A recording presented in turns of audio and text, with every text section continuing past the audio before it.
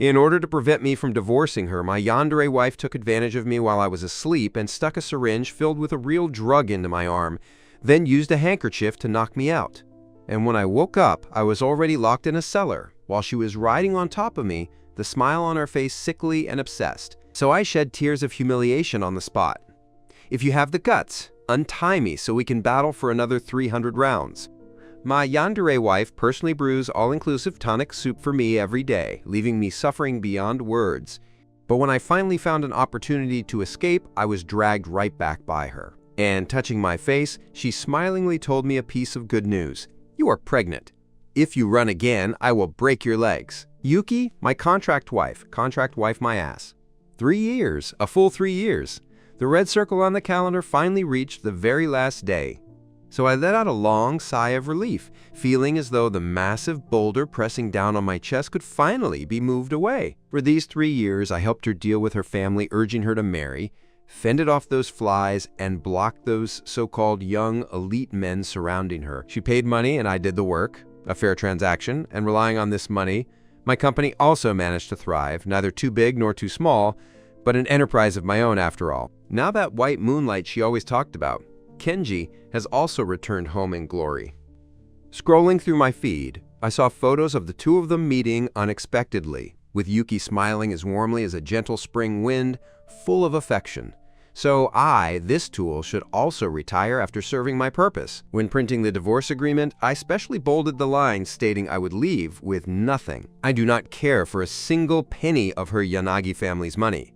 For these 3 years, the villa was hers, the luxury car was hers, and I, Ren, never thought about greedy desires. Humming a little tune.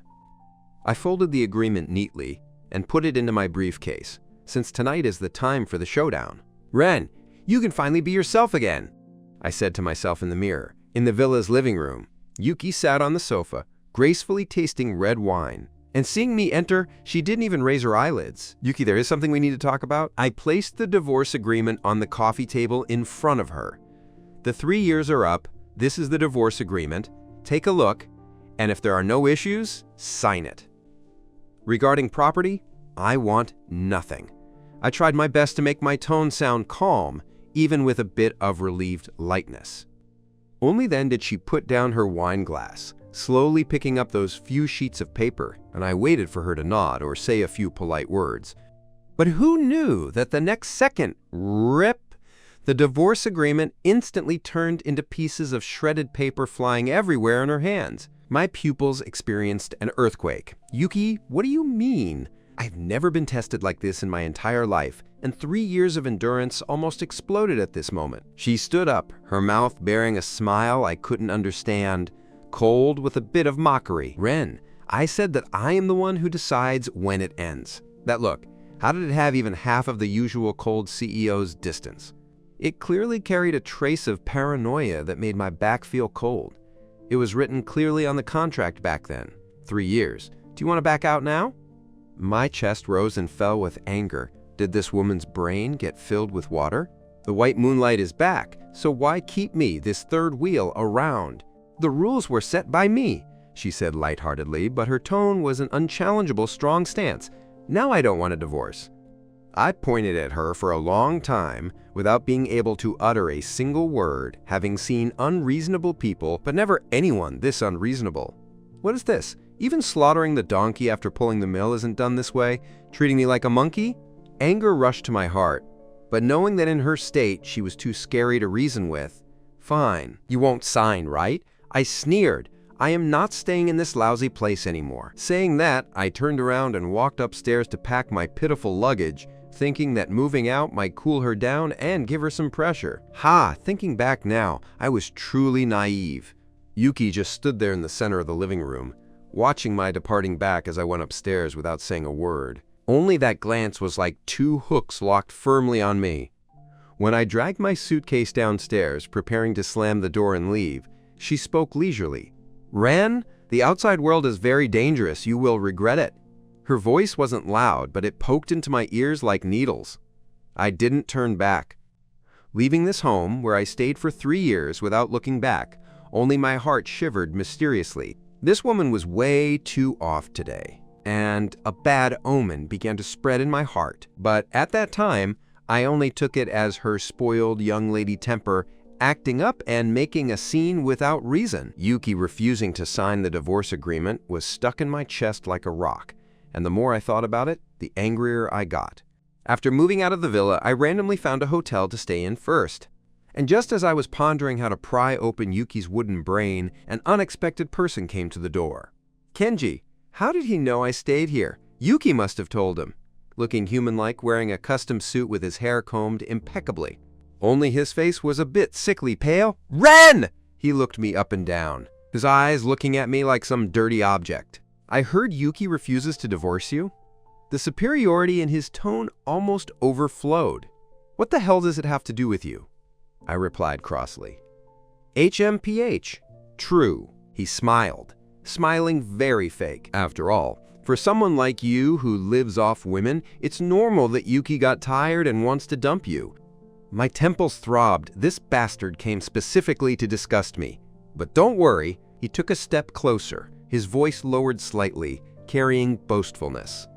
"Yuki will soon return to my side. We are the ones made for each other. As for you, if you know what's good for you, get lost quickly and don't be an eyesore." All the grievance from my 3 years, plus the provocation from the idiot in front of me, instantly blew up. I slammed a punch straight onto his fair face. Bam! Kenji probably didn't expect that I would dare to attack, directly dazed by the hit, staggering back a few steps, with red instantly showing from his nose. "You dare to hit me?" He covered his nose in disbelief. "What about hitting you?" I stepped forward with another kick, directly kicking him to bend over like a cooked shrimp, giving you face, right? Running in front of me to flaunt your power. Punch him. I had wanted to punch him for a long time. For these 3 years, the white moonlight Yuki kept mentioning made me feel like a spare tire, and now the spare tire was going to output face-to-face. I grabbed his collar and pulled him up. "Young Master Kenji, listen clearly. The matter between me and Yuki is not that I refuse to let go. Ask her yourself. If you dare to blabber again, I will beat you up every time I see you." I knocked off his gold-rimmed glasses, and Kenji was terrified by me, lying flat, without moving. The 2 bodyguards he brought wanted to come up, but were glared back by a look from me and didn't dare to move. This guy was probably used to a pampering life. Pretty to look at, but useless. In the end, he scrambled and ran away, throwing down a line. "You just wait for me. Tisk! I'll wait." I really thought this matter was over, but unexpectedly, after 2 days, this bastard Kenji really didn't learn his lesson, finding a few hooligans with dyed yellow hair and cheap tattoos to block me downstairs at my company. "Kid, are you the one who hit our young Master Kenji?" The laid yellow hair chewed a cigarette, pointing a baseball bat at me. I was amused right then. This setup wasn't even enough for my warm-up. In no time, several hooligans were all lying on the ground crying for mom and dad. And Kenji, hiding not far away, turned pale seeing this scene. I walked towards him, step by step, and he was so scared that he turned around wanting to run, but unfortunately, it was too late. I gave him another solid beating, this time hitting harder, estimating he wouldn't be able to get out of bed for 10 days to half a month. From then on, whenever Kenji saw me, it was like a mouse seeing a cat, taking a detour, and that fearful look couldn't be faked. Once at a cocktail party, seeing me from afar, the wine glass in his hand dropped directly to the ground, and he ran off, really traumatized by my beating, a typical useless waste. I figured that since I beat her white moonlight into a coward for Yuki's sake, nominally at least, she should give me some face and sign the divorce agreement, right? So I went to find her again, pleading and nagging. "Yuki, I beg you, let me go, okay? Your white moonlight was beaten into a coward by me. Why are you still keeping me?" She just looked at me without speaking, completely immune to soft and hard tactics. I was really almost driven crazy by her. Just when I was about to despair, things suddenly had a turnaround. At a business event, the 2 of us were invited as a model couple, and after the event ended and the disguises were removed, I raised the divorce with her once more. "Yuki, what exactly do you want? Give me a straight answer." She fell silent for a very long time, so long that I thought she was going to ignore me again. But as a result, she spoke up softly. "Okay, I'll sign." I was stunned at that moment, doubting whether I had heard wrongly. "What did you say?" "I said, I will sign the divorce agreement."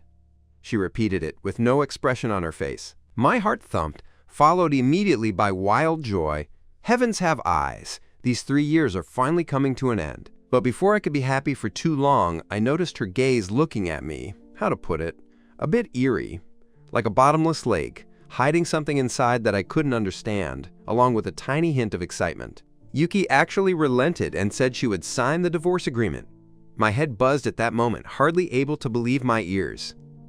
I had enough of these 3 years, and her sentence, "Okay, I'll sign," was no less than heavenly music to me. However, her tone shifted with an unpredictable smile at the corner of her mouth. "Before signing, let's have a meal together. Treat it as a farewell meal." "A farewell meal? Fine. If we eat, as long as she is willing to sign, let alone one meal, even a full banquet is fine." I even thought, with a bit of a petty mind, did this woman finally find her conscience and want to part on good terms? Dinner was set in the dining room of the villa, with a long dining table, exquisite candle holders, and several dishes I usually like to eat. Yuki was exceptionally quiet today, even gentle, one could say. She poured wine for me, asking softly how my company was doing recently, a tone that wasn't like the polite distance she occasionally showed when I first met her. Today's her was gentle enough to make me a bit uncomfortable, but I was blinded by the freedom about to be obtained, not thinking much, only feeling that this might be the calm before the storm or her final politeness. After finishing the meal, she put down the utensils. "Let's go to my study. I'll get a pen. Is the agreement with you or my copy here?" I brought it. I hurriedly took out from my briefcase that divorce agreement carrying my hope. Her study was not a place I was visiting for the first time, but today I always felt there was an indescribable smell in the air. She walked behind the desk and sat down, taking the divorce agreement and pen I handed over.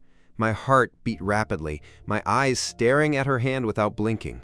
She lowered her eyes, her long eyelashes casting a faint shadow under the light. Finally, she put pen to paper, signing her name in smooth handwriting. Yuki. At that moment, I felt the heavy rock that had been pressing on my heart for over 3 years was finally moved away. She pushed the signed divorce agreement in front of me. "Ren, now you are free," she said, her voice very light. I reached out to grab that agreement, my fingertips almost touching the paper, when a sudden change occurred. Yuki's other hand was like lightning, retrieving something from the desk drawer, a cold light flashing. It was a syringe. My pupils contracted violently, a cold air shooting straight from the soles of my feet to my head. Yuki! Wanting to dodge and fight back, everything was too fast. Her movements were nimble, not like a pampered young lady, but rather like a well-trained agent. The cold needle tip had no hesitation, stabbing fiercely into my right arm. I felt pain and instinctively wanted to shake it off. But her other hand held my arm dead tight, her strength amazingly great. The medication was pushed all the way to the end by her mercilessly, and a severe dizziness instantly swept through my brain, a paralyzing sting coming from my arm, followed by total body weakness. "What did you inject into me?" I gritted my teeth, feeling my eyelids getting heavier and heavier. She didn't answer, only taking out a white handkerchief from her pocket, which seemed to carry a strange, sweet fragrance.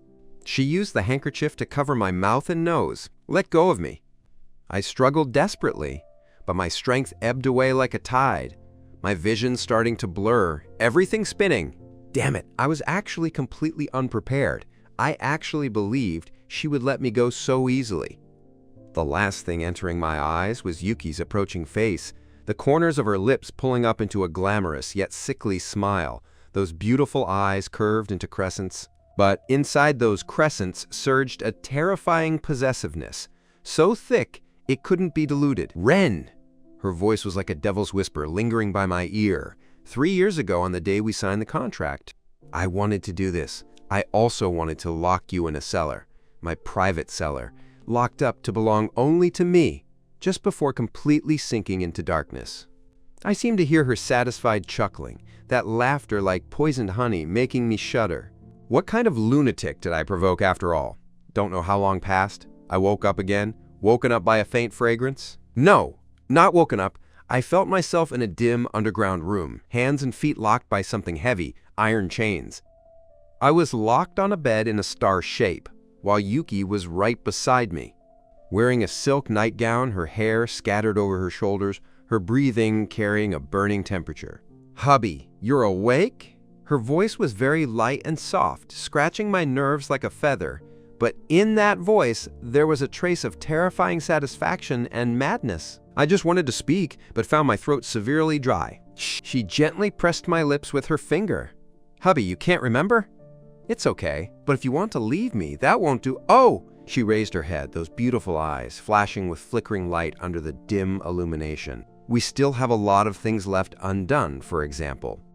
Discussing a big business worth hundreds of millions." It was another unknown duration of work that brought me back to consciousness. Awake? A gentle female voice carrying a trace of lazy laughter came from above my head. This voice. I jerked my head up. "Yuki?" She sat by the bed comfortably, wearing that silk robe I was familiar with, holding a glass of red wine in her hand, gently swirling it, the dark red liquid shining with an eerie light in the dimness. At this moment, she was like a completely different person from the usual cold female CEO, those beautiful eyes sparkling with a fanatical light I had never seen before. She bent down close to me, her warm breath spraying on my face, carrying a faint wine fragrance and the unique perfume scent on her body. "Rin!" Her voice was very light and soft, like a whisper between lovers. "Actually, 3 years ago on the day we signed the contract."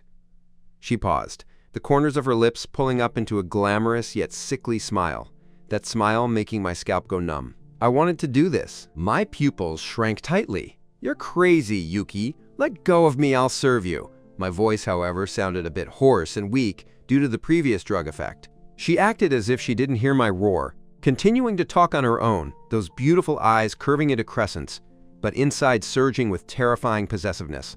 "I also wanted to lock you in the cellar, a cellar only I alone can enter."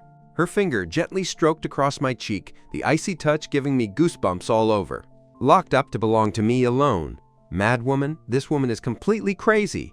"Hubby, it's okay, you'll get used to it," she spoke softly, as if soothing an ignorant child. "If you want to leave me, that won't do." "Oh!" A trace of dangerous light flashed in her eyes, yet she only smiled, that smile full of a madness determined to win. Then she put down the wine glass. "No, don't!" I struggled desperately, the iron chains clanking loudly because of me. But that damn drug hadn't completely worn off, so I couldn't use much strength at all. But I couldn't move, only able to watch helplessly as she did whatever she wanted. My body's instincts beginning to awaken, and I could only be forced to start enjoying the work. Too aggrieved. I, a big man, was actually treated this way by a woman. Tears of regret fell uncontrollably from the corners of my eyes. Fully automatic was indeed effort-saving and enjoyable, but I wanted at least my dignity. Tied to the bed, I left behind tears of humiliation and regret. Throughout the entire process, she constantly watched me with an obsessed and fanatical gaze, as if admiring her most beloved, unique private possession. She is a complete lunatic, a yandere with exploding possessiveness.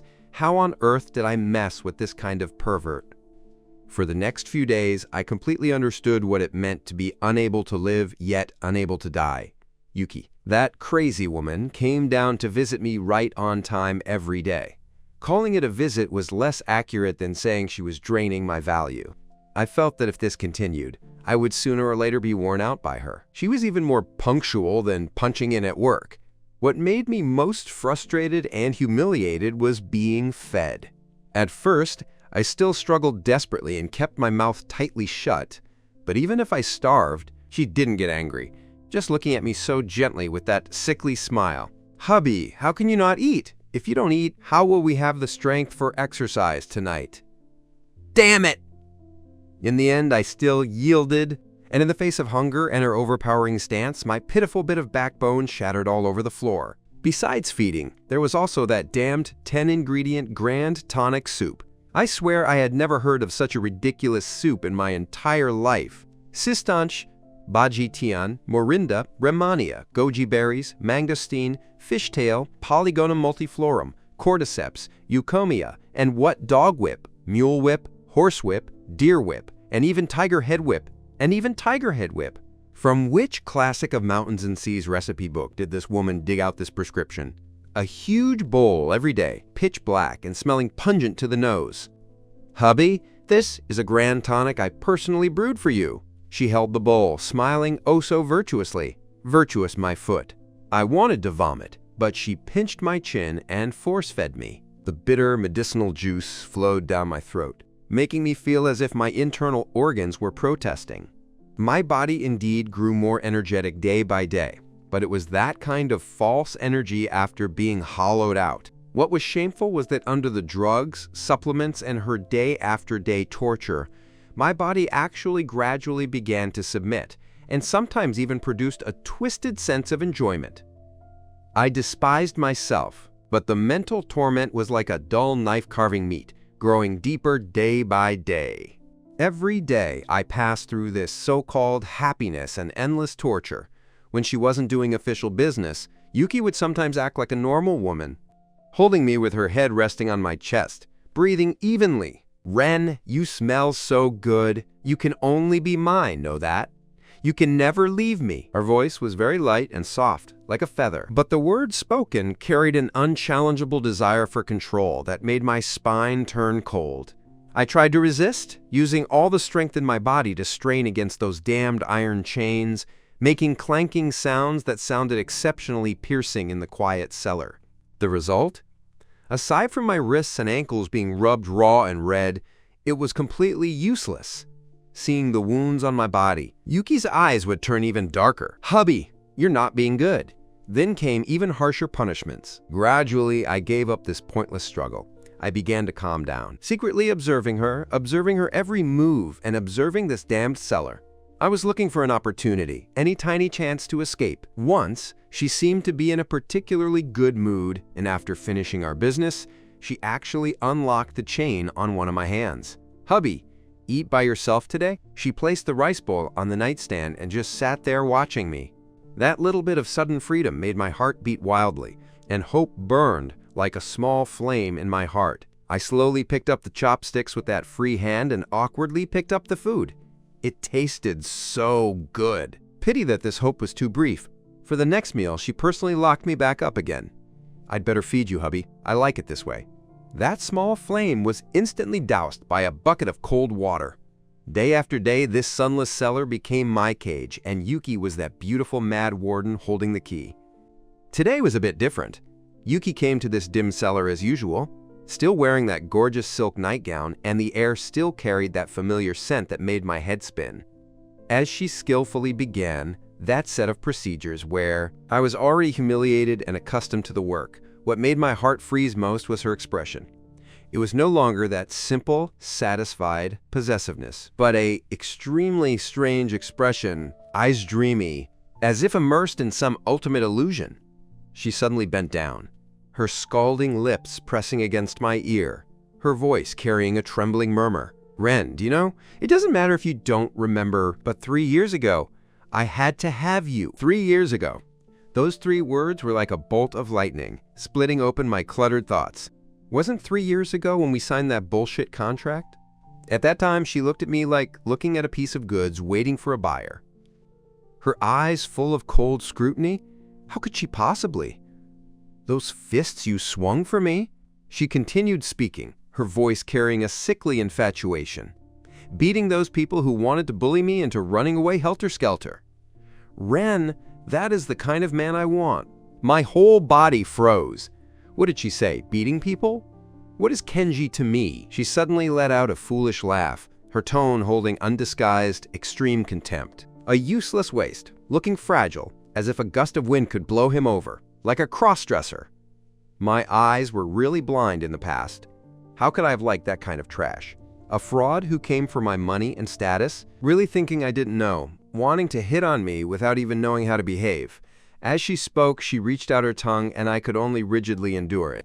Her gaze was terrifyingly fanatical, like a fanatic who finally obtained a deity. "Only a man like you is qualified to become my man." My mind was in a complete mess, her sickly speech making me cold all over. But what scared me even more was what she said next. This time, "I finally possessed you completely, and before possessing you, I even saw the plot I wanted to see most." She started laughing, that laughter echoing in the quiet cellar, sounding exceptionally eerie. "It's been 3 years, Ren. Do you know how long I endured? That waste Kenji wasn't completely useless either. As soon as he came back, I knew I could see that heroic posture of you beating people up for me again. Ren, do you know? When you beat Kenji like a dead dog right in front of me for my sake, how excited and happy was I in my heart? Boom! My brain felt as if a bomb had been dropped into it. So Kenji coming to trouble me time and time again wasn't an accident. It was me. It was me who, like a fool, jumped into the pit she had dug long ago. She was like a high and mighty director, while I was merely that pathetic male lead in her script responsible for performing violent aesthetics. Though the most regretful thing was still that kick of yours, a regretful expression appeared on her face. That kick that almost kicked him to death, I could only see that heroic posture from the surveillance. I really couldn't hold it back. Looking at the Yandere-like expression on her face, mixed with infatuation and madness, a chill shot straight from my tailbone to my crown. After working for nearly 2 hours, I closed my eyes, without even the strength to move a single finger. After a while, she seemed to have rested enough, propping up her body to sit up, appearing ready to lock me up as usual, and then leave. But as soon as she stood up, her complexion changed. She suddenly covered her mouth with her hand, her brows tightly furrowing, looking as if she was about to vomit. The next second, she hurriedly jumped off the bed and ran frantically toward the cellar door without looking back. The sound of high heels stepping on the floor grew farther and farther away until the iron door shut with a thud. The entire cellar restored its dead-like silence once again. Lying on the bed, I gasped heavily for air, my whole body feeling as if it had fallen apart. After a long time, I sluggishly realized that she had left, and when her emotions were high earlier, she had unlocked the lock on my hand. After finishing the work, because of her sudden discomfort, she seemed to have forgotten to lock me up again. I sluggishly raised my hand, that cold iron chain on my wrist hanging loosely, unlocked. She forgot. She actually forgot to lock me up again. A surge of current instantly coursed from my tailbone to my crown. An opportunity. This was my only opportunity.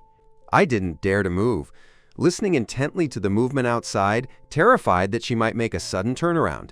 Time passed minute by minute, and there was no sound at all. I endured the soreness, weakness, and fatigue after my body was hollowed out, forcing myself to rest and recover my strength. Every second was agony. After about 2 hours, feeling that I finally had a little strength in my body, I slowly sat up bit by bit, then began dealing with that damned pair of leg shackles on my feet. This thing was even sturdier than the ones on my hands. I fumbled around in the room and found a metal bracket that had fallen onto the floor when she changed a light bulb earlier. Pry, hammer, smash! Sweat flowed along my forehead into my eyes, sour and stingy. After more than 2 hours, with a light click, the restraint on my legs finally fell off. Freedom! I staggered up and rushed toward that iron door leading outside of hell. But hope was once again shattered to pieces by reality. The door was locked, and it was a high-tech electronic lock that I had never even seen before. I returned to the room and flipped out everything that could be used as a tool, pounding and hammering against that door. Useless! This door seemed to have grown onto the wall, completely motionless. In despair, I felt a piece of hard rubber that had fallen off from who knows what, roughly the size of a bank card. Wasn't it played like this in movies? Slip a card into the lock seam, slide it, and the door opens. Although I felt it was ridiculous, I could only treat a dead horse as a live one now. I inserted the rubber into the lock seam, sliding it back and forth once, twice, 100 times. My arms felt sore as if they were going to break, and I was thirsty and hungry, my throat feeling as if it were on fire.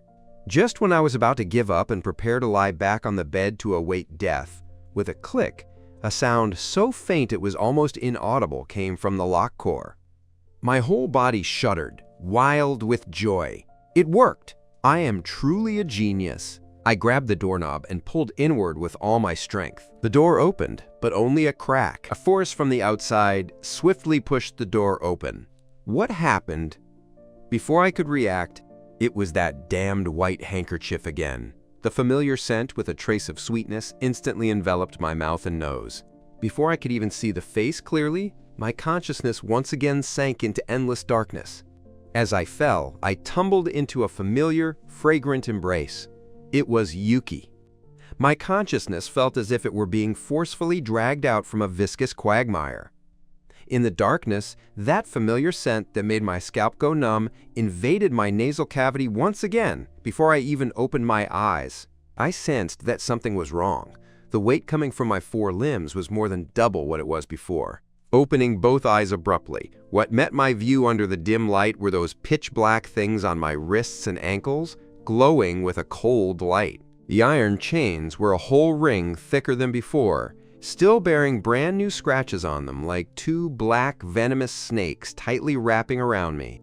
And Yuki was lying on top of me like a lazy cat, her head resting on my chest, her fingers gently stroking my face. Seeing me awake, she raised her head, those beautiful eyes bearing a trace of that familiar, dangerous smile. "Hubby, you're not being honest." Her voice was very light and soft, yet it stabbed into my ears like an ice pick. Still thinking about secretly escaping, her fingertips stroked across my lips, carrying a bit of chill. "What? Can a big beauty like me not keep you? What's so good about the outside world? You must remember, the outside world is very dangerous." She leaned closer, her warm breath spraying on my face, saying word by word, "Only I am the best to you." I clenched my teeth, my chest heaving violently, yet unable to utter a single word. The humiliation of failure and an even deeper despair drowned me like a tide. She seemed very satisfied with my current reaction, the smile at the corner of her lips growing deeper.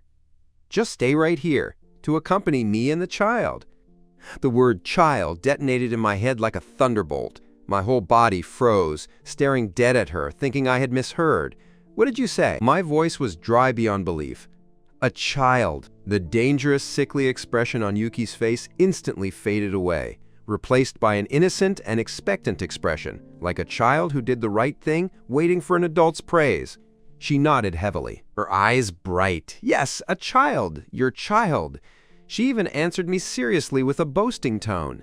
"This is the result of our hard work over this past half-month or so." After saying that innocent expression vanished again, and she changed back into that lunatic with dark eyes and exploding possessiveness, narrowing her eyes dangerously. This seamless switching of expressions made me feel a surge of revulsion from the bottom of my heart. My mind was in a complete mess, forcing myself to grasp the last trace of rationality, asking in disbelief. "Confirmed at the hospital? Otherwise?" She raised her brows triumphantly, like a peacock that had won a fight. "As soon as it was confirmed, I wanted to come back and tell you this good news. But as soon as I opened the door, I found out." Her gaze instantly turned cold, her hand increasing its strength to pinch my chin. "Found out that a certain heartless man actually wanted to secretly escape, wanting to abandon us mother and child." I was rendered speechless by her words, my heart feeling as if squeezed by an invisible hand, sinking heavily downward. A child. She's pregnant. This fact was even heavier than the thicker iron chains on my wrists, completely crushing my last bit of hope to escape. I calmed down, slowly calming down. Now that there was a child as well, thinking of escaping again would probably be harder than ascending to the heavens. I closed my eyes, no longer looking at her crazy yet beautiful face, my brain beginning to think frantically like a tangled mess of hemp. The words Yuki said earlier replayed in my mind over and over. 3 years ago. 3 years ago she had to have me. 3 years ago I beat people up for her. Thinking for a long time. A vague memory forgotten in a corner began to gradually surface.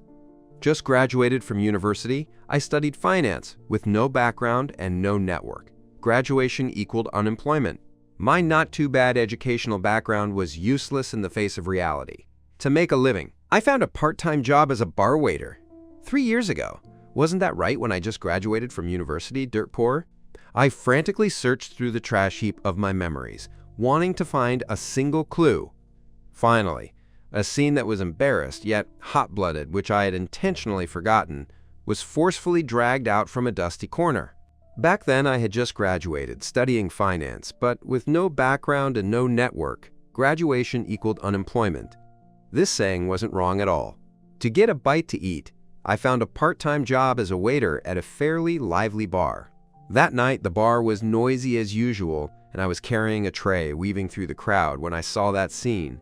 In a corner booth, 6 or 7 hooligans with hair dyed red and green were surrounding a girl. Their mouths full of filthy words, their hands and feet not clean either. That girl clearly looked like she had drunk too much. Her cheeks flush red, her eyes dreamy, her body soft as if spineless. Only able to push weakly. My head grew hot at that time, not thinking about any consequences. A college student entering society was still a hot-headed rookie. How could I stand seeing this kind of thing? I put down the tray, rushing over without another word, pulling the girl behind me to protect her. What are you doing? What kind of ability is it to bully a girl? Those few hooligans were stunned for a moment, then sneered and surrounded me in the middle.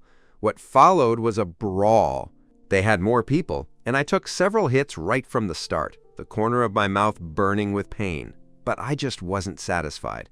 Thinking that saving a beauty couldn't end with getting beaten to death halfway, that would be too embarrassing. An evil fire surged from the bottom of my heart, adrenaline instantly spiking. I fought with red eyes, completely abandoning defense, just trading injuries for kills, risking my life against them.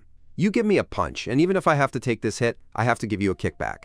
That desperate ruthlessness actually intimidated them. In the end, those few hooligans all ran away cursing, and I wasn't much better off either, my face bruised, nose swollen, and clothes torn. I instinctively turned my face away, not wanting the girl behind me to see my pathetic appearance, doing good deeds without leaving a name, mainly because this appearance was truly too embarrassing. I didn't even dare to turn back to look at her once, limping away. The result could be imagined. I was fired by the bar that very day, losing my job again. About half a month later, I received a mysterious phone call, and then signed that damned contract with Yuki, the marriage agreement. Thinking up to here, my whole body shuddered. Time, location, cause and effect, all clues were linked together at this moment. It wasn't an accident at all. She was coming for me right from the start. I snapped my eyes open, staring dead at Yuki lying on top of me, my voice becoming hoarse and dry due to extreme shock. That girl at the bar, it couldn't be you, right? Yuki slowly raised her head, a trace of succeeded cunning flashing in those beautiful eyes, the corner of her lips pulling up into a sickly yet satisfied smile. "Hubby, looks like you remembered." Her finger gently tapped my lips, her tone carrying a trace of cold pleasure. "But now that you remembered, it's even harder to escape." My heart sank. Escape? How to escape now? I've tried going head-to-head, and the result was being replaced with thicker iron chains. She could even do things like knocking me out with drugs and imprisonment, so I had no doubt that the next time I angered her, she really would break my legs. Not to mention there's still the child, she's pregnant.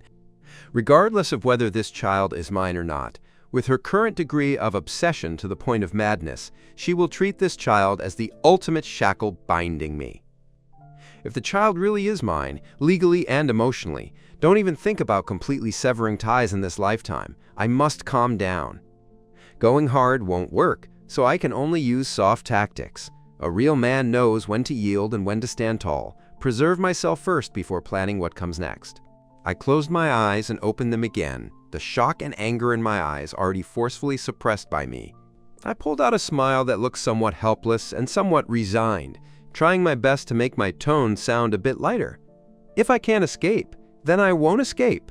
I looked at her, feigning a relaxed tone. As a man, if you do something, you have to take responsibility. Then stay to accompany us mother and child? I wasn't planning on running anyway. Yuki narrowed her eyes like a cat inspecting its prey, her beautiful eyes completely full of suspicion. She leaned in closer to carefully scan my face, seemingly wanting to find traces of lying on my face. "Still not quite trusting?" She spoke softly, her cold fingertips stroking across my Adam's apple, provoking goosebumps all over my body. "Though you'd better be telling the truth." Her voice abruptly turned cold, carrying undisguised threat. "Otherwise, next time I will break both your legs, letting you stay here forever and ever." My heart contracted violently, but my face still maintained that expression of surrender. She seemed very satisfied with this tactful look of mine, and after her threatening words were finished, the strength in her body instantly dissipated again. She lay back down on my chest like a docile kitten, burying her face in the crook of my neck, whispering softly, "You know, I like you the most. I don't want to hurt you either, but there's no choice. Who told you to be disobedient? Who told you to run? Who told you to abandon the two of us?" Her voice grew lighter and lighter, carrying a trace of sleepy hoarseness, and as she spoke, her breathing became even and long, actually falling asleep in my arms. I froze my body, not daring to move at all, feeling her warm breathing and smelling that familiar scent on her while my mind was a patch of icy clarity. I also slept through this stretch. The next morning, I woke up in a patch of silence, my arms completely empty, and Yuki was already gone. I instinctively moved my wrists, but didn't hear that familiar clanking sound of iron chains. I sat up abruptly, looking down. My wrists and ankles were empty, with nothing there. Those heavy iron chains were actually unlocked. My heart thumped, a surge of wild joy intertwined with unease welling up. Was this her testing me? With a nervous mood, I walked off the bed barefoot, standing with my own 2 feet for the first time in this dungeon that had imprisoned me for more than half a month. I walked step by step toward that heavy iron door, my heart beating like my ribs. I reached out my hand and pushed gently, and the door actually opened. Outside the door was a staircase leading upward. I walked up along the stairs, pushing open another door at the end. What appeared before my eyes was a scene I was beyond familiar with. Yuki's study, that giant mahogany bookcase, the expensive leather sofa, and the faint ink fragrance in the air. I froze on the spot. This secret room, this hell that imprisoned me, was actually hidden right behind the bookcase in her office study. I lived in this home for 3 years, visited this study I don't know how many times, yet I never knew a place like this was hidden here. When did she start preparing it? This thought made me shudder. Just then, the study door was pulled open from the outside, and Yuki walked in. She was wearing a set of casual loungewear, her face bearing a gentle smile, just like a normal wife. She naturally walked over and took my hand, that temperature transmitting through the skin, yet unable to make me feel a trace of warmth. "Hungry, right?" She tilted her head to look at me, her eyes curved into pretty crescents. "Let's go eat." I began learning to play the role of a 24-karat filial good husband for the sake of that little life in her belly that I didn't know was a shackle or a bond, and also for my 2 legs that were still temporarily intact. I handed over most of the company's affairs to a trusted deputy while I transformed into a house husband. After getting pregnant, Yuki's taste became tricky and weird, wanting sour food today and spicy food tomorrow, so I racked my brain every day to cook for her, finding various pregnant women recipes online, such as fetus-soothing ones and brain-nourishing ones, terrified of serving her improperly. "Hubby, today I want to eat sweet and sour fish, the most authentic kind." "Okay."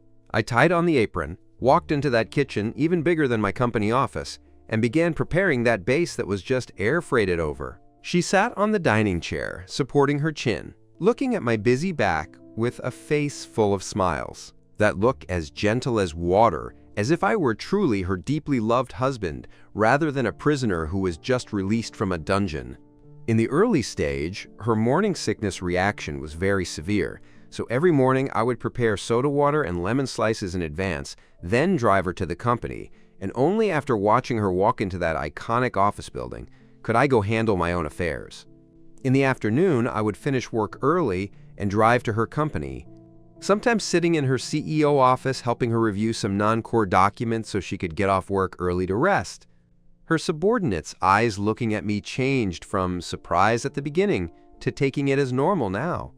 Even bearing a bit of envy, they probably felt that their cold, otherworldly President Yanagi was finally warmed up by me, this live-in son-in-law.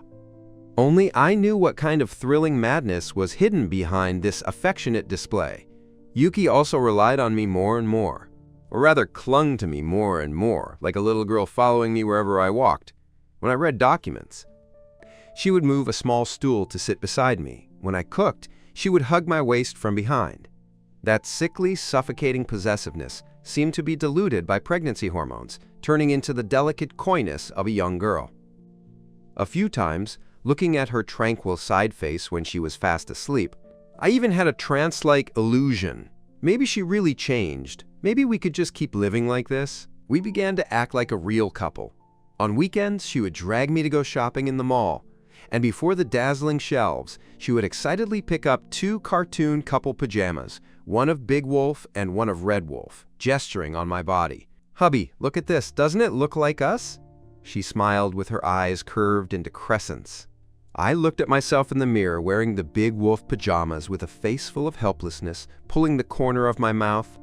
"Looks like it. You are Red Wolf holding a frying pan every day." She didn't get angry either, instead resting her head on my shoulder, laughing even happier. We swung our hands holding hands like all ordinary couples, watching a dull romance movie in the cinema, sharing a skewer of grilled squid in the snack street, her drinking my milk tea, and me eating the octopus ball she took a bite of. That sweetness was terrifyingly real. I enjoyed this rare tenderness, but that string in my heart didn't dare to relax for even a moment. That night we were lying in bed reading, and she leaned in my arms, suddenly grabbing my hand and pressing it onto her slightly bulging lower abdomen. "Do you feel it?" she said softly.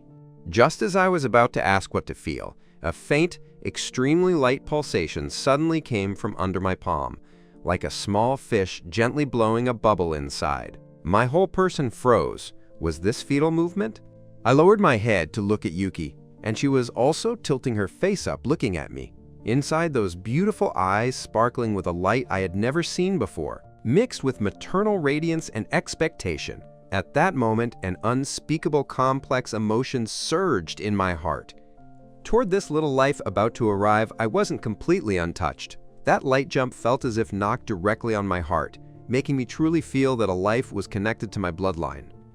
But this connection was also like a new shackle, binding me firmly on the spot. Days passed, day by day, in this calm yet eerie atmosphere, until that day when a partner from my company came to visit. The person in charge from the other side was a very capable career woman, and after we finished talking business in the meeting room, we chatted a few more lines in the hallway. She smiled and handed me a business card, saying we could interact more if there was an opportunity in the future. Just as I politely received it, I turned my head and saw Yuki standing not far away. Who knows when she arrived? She just stood there quietly, her face still bearing her usual smile, but those eyes were staring dead at that business card in my hand, without a shred of warmth in her look. The air felt as if instantly frozen, and that female leader also sensed the atmosphere wasn't right, smiling awkwardly and finding an excuse to leave in a hurry. Only then did Yuki slowly walk toward me with her steps. She walked up to me, neither throwing a temper nor interrogating, merely extending her slender finger to gently pluck that business card from my hand, and then right in front of my face, with an extremely elegant posture, tore the business card bit by bit into the tiniest shredded pieces. She tilted her head up, leaning into my ear, using a voice only the two of us could hear to whisper like lovers. "Hubby, have you been too good recently, making me almost forget that the little dark room is actually quite spacious?" Ever since the business card incident last time, Yuki's line, "The little dark room is actually quite spacious," hovered by my ear like a magic spell for several days. I behaved as never before. She also seemed very satisfied with my obedience, not mentioning that matter again. And days flew by in this eerie calm, so fast that Yuki's belly swelled up like a balloon, and in the blink of an eye, the expected date of delivery arrived. Outside the hospital delivery room, I paced back and forth in the hallway like a headless fly, the lit red surgery light looking like an eye inspecting people, making my heart panic. My heart was filled with mixed feelings. There was expectation for that little life about to be born, worry for that crazy woman in the delivery room, and even more confusion about my own future. With a clatter, the door of the delivery room was pushed open and a nurse walked out. I dashed up in one bound, my throat tight with dryness. "Nurse, how is my wife?" The nurse took off her mask, revealing a tired yet relieved smiling face. "Congratulations, mother and daughter are both safe. Mother and daughter are both safe." These 4 words were like a warm current, instantly dispersing all my anxiety and unease. I let out a long sigh of relief, feeling my legs go a bit soft. When I took that tiny, wrinkled daughter from the nurse's hands, my heart felt as if violently bumped by something. She was so small, eyes tightly shut, her small mouth smacking unconsciously. I gave her a nickname called Sudakana. Looking at her, those calculations, guards, and fears in my heart all seemed to melt at this moment. This was a feeling I had never experienced before, a most primitive touch of connected bloodlines. During the month Yuki was recovering after childbirth, I completely degenerated into a super dad, changing diapers, mixing formula milk, burping, coaxing to sleep. From being flustered at the beginning to dexterous later on, I was so busy my feet barely touched the ground. Most of the time, Yuki would lean against the headboard, quietly watching my figure busy for our daughter. The madness and possessiveness in her eyes faded a lot, replaced by a tenderness and satisfaction I had never seen before. That gaze made me have illusions several times, as if we truly were an ordinary, affectionate couple. After Sudakana reached 1 month old, Yuki brought me and our daughter back to her family's place. Her parents had long known about my existence, and their attitude toward me before wasn't bad, and now having a granddaughter, they were so enthusiastic that I was a bit overwhelmed. At my parents-in-law's house, I brought a son-in-law's self-cultivation to the extreme, proactively diving into the kitchen to help my mother-in-law out, accompanying my father-in-law on the balcony to play chess and chat about the news, making the old couple smile so much their eyes squeezed shut. These were all survival skills polished out by me over these past few years. After dinner, my father-in-law called me into the study, patting my shoulder and saying earnestly, "Ren, Yuki has been spoiled by us since she was young, so her temper might be a bit weird. Bear with her more in the future." My mother-in-law also echoed from the side, "Yes, yes, if there's anything she does wrong, forgive her more." Listening to them, a picture-perfect smile appeared on my face while I sneered in my heart. "More than just weird, your daughter is a Yandere, the kind who would lock someone in a cellar with iron chains." But aloud, I said beyond sincerely, "Mom, Dad, rest assured. Yuki's temper gets along with me very well. The two of us are simply made for each other." After returning from my parents-in-law's place, I completely turned into a daughter fool.